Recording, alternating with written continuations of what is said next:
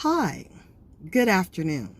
I'd like to welcome you to Poem Praise 2, and peace and blessings be upon you and your family this afternoon. Now we are going to go ahead and get into Sacred Woman by Queen Afua. Currently right now we're on chapter number 3, The Spirit of the Womb. Now this is take number 7 of this chapter. Do you have 15 minutes? Just 15 minutes? Well, without further ado, let's get into chapter number 3, take number 7, and it reads as such. Angela. I had been in Vermont praying that something healing would present itself to me. But I didn't expect an answer in 24 hours. And certainly not to be sitting here with all of you in this womb circle. I'm a body worker.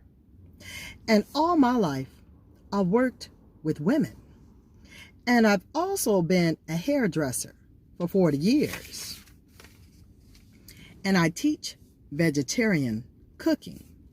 However, in the last year, I've been diagnosed with a fibroid tumor, which I am not the least bit worried about, because I have that much faith that I can solve it. It's interesting that after being a vegetarian for 27 years, that I should have a fibroid tumor. I haven't even eaten flesh, but I've eaten wrong combinations of food, and my mental state has been in trauma at different times. In Christiane Northrup's book, Woman's Bodies, Woman's Wisdom, she spoke of problems that occur within the uterus. She said one of the things that could cause this was a poor relationship with one's mother. I did not have a good relationship with my mother. But by the time she died, I had completed that karma. And it was wonderful. But I was left with unrealized creativity, unrealized relationship, unrealized many things. I really started to look at things. I thought, my God, I've been asleep to my womb. I've been totally asleep. I thought I was so conscious that I could give you 20 minutes on anything to do with Oriental this and that and the other. But where am I? I'm 54 years old. I got my period when I was 9. I just looked between my legs for a few moments and said, these tight jeans must be cutting me. I had no idea what was going on. My mom was Caribbean, Puerto Rican, and very, very strict. God forbid I should have been told about anything that was going on in my body. I had 2 brothers.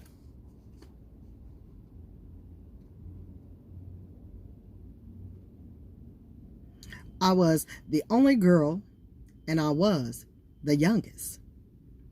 And from there on in, no one ever told me what I needed to know. I recalled that my mother told my dad, go get your daughter some Kotex. She's become a woman. I'm this little fat kid, and I'm thinking, what am I, a woman now? My only thought was, wow, now I can't kiss.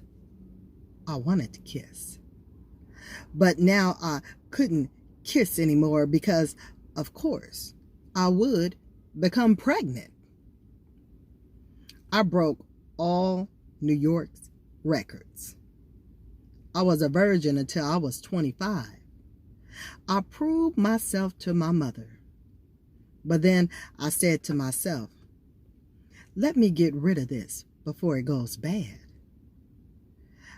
I may have started late, but I made up for it.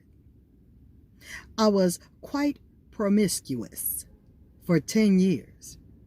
All bad relationships. Attracting all the wrong people because of my toxic condition. Finally, I heard a lecture that totally transformed my life. The speaker said that we absorb every man we've ever been with. That men want it all the time because they're cleansing themselves through us. We're the absorbers. So I'm walking around with everybody still in me. Then I got the opportunity to stop running around. I had a relationship that lasted 8 years. I thought I was fine. That I found Mr. Perfect. I thought I could become a shaman by injection. It didn't work. But in the last 2 years, when I've had no relations, all of a sudden, this part of me pulsates and talks to me, the voice of the womb. My womb talks. I've had visions. That's why I know this fibroid tumor in me is going away. I've had visions of my cave being closed off by a temporary boulder. But my womb says, no, no, no, no, no. And that's it. And we say in our affirmations, my womb is healing, and so is my life. Latia is the next female story, which reads as such. When my sister mentioned this sacred womb circle, I was surprised and happy because I've been having a lot of womb problems. I'm definitely not close to my mother or to any of the women in my family. So I have no one to ask questions about past histories. I've always had regular periods until I was 20. And from then on, it went downhill. I would have them 1 month, then 6 months would pass, 3 months would pass. I would bleed for 1 day or never. My husband and I had several miscarriages. And there came a point where nothing. I went to see several doctors and they said, oh, you're fine.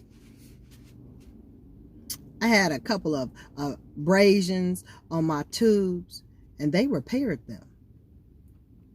And from then on, everything, according to the doctors, was fine. There's nothing wrong with you, they kept saying. So a couple of months ago, probably about November, I came to this point in my life where I said, I am going to be fine. And I know that everything is going to fall into place. I know. I'm going to have a child. And I know my periods will be the way they're supposed to be. And everything in my life is going to work. Now, I'm just at the point where I want to get my womb together. To let everything began to unroll. I want to love my womb. So everything that is possible happens. Betty. I've always managed to have a special relationship with my womb. And the thing that I like about my period is the rhythmicity, that it would occur at a certain time. It gave me a chance to learn what happened in that intern 28 to 30 days. There were certain feelings that would let me know, and I say, aha, I didn't need a calendar to know where I was in my cycle. I could tell by the way my body felt. And just before my period, if I started feeling real teary, I say, let me get a book. Or, oh God, I need to go and talk with somebody who's going to stroke me or nurture me. And I say, but I can't be around so-and-so because that person's a bit abrasive. And I know I'll get my feelings hurt. Unfortunately, I married a man who didn't have that kind of sensitivity. So I started to lose touch with some of that. It wasn't until shortly after my daughter was born that I realized I had really lost touch with my womb. And I had to work at getting it back. I don't know if any of you have been on birth control pills. Birth control pills disconnect you from feeling your rhythm. They disconnected me from being able to tell where I was in my river. Before that, 14 days after my period, I'd be horny. I say, oh shit, I better make sure I have some kind of protection if I'm going to have sex, because I'm vulnerable. I knew the cycle. Right after my period, there would be this wonderful time. It was like the sun was out and everything was so clear. Things that I just didn't understand before were now clear. I just loved it right after my period. Don't make decisions just before your period, because you can't sort things out. Your hormones have you going all different ways. But right after your period, there's all that light. It was a good time to study because I couldn't sleep. I'll be up like entire 24 hours. I learned to use those kinds of cures, and they were rhythmic. They were predictable, even to this day. Recently, though, I developed fibroids, and that's what made me realize I'd gotten out of touch. Then my fibroids went down. In my last examination, my gynecologist simply couldn't understand. Then I developed a walnut-sized lesion in my breast. And I've had to go inside again and say, something has happened. Some need is not being met. That's when a friend of mine said, you need to go to that group I told you about. And that's how I got here. I think that where I'm at in my own life right now is that I'm about to be reproductive. Not in the biological sense, but in the spiritual sense. A giving, a birthing. So things are beginning to open up, and it requires me to get in touch, not with just my uterus, but with my entire reproductive system. I'm happy to report that the lesions in my breast is now totally gone. In a visualization, I saw that it was my need for nurturing that my breast was calling for, and I needed to meet that need and honor that. And now it's gone. My doctor couldn't give me a theory, but I know how it came about. I started to go in and I started to write. I started to talk to myself and to different parts of myself, to understand that those different parts were feelings. And a lot of stuff just started to come up for me.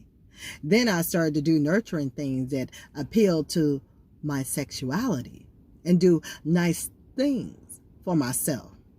I went out and bought a really beautiful blouse, and that made me feel great. I couldn't believe how good it felt, since I usually shop for function.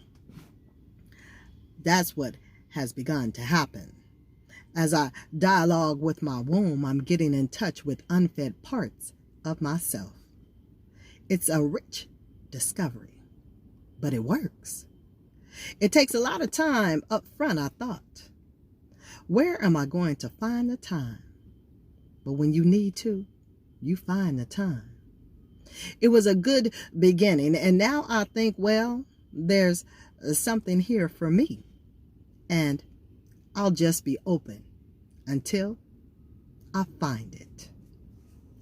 Now, I know I held you a little bit longer than 15 minutes. Looks like we're up on 16 right now, but I certainly wanted to complete Betty. I didn't want to actually stop in the middle of her story, okay? So we did complete that section.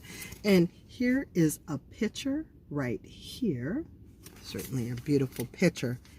And our next section that we're going to be coming up on is going to be a sacred womb circle. Healing rituals for the wombs of the world. So until then, I certainly want for you to be well, to be blessed, take care, be safe, and it be at thy will. I'll talk with you soon here on Poem Praise 2. So until next time, later y'all.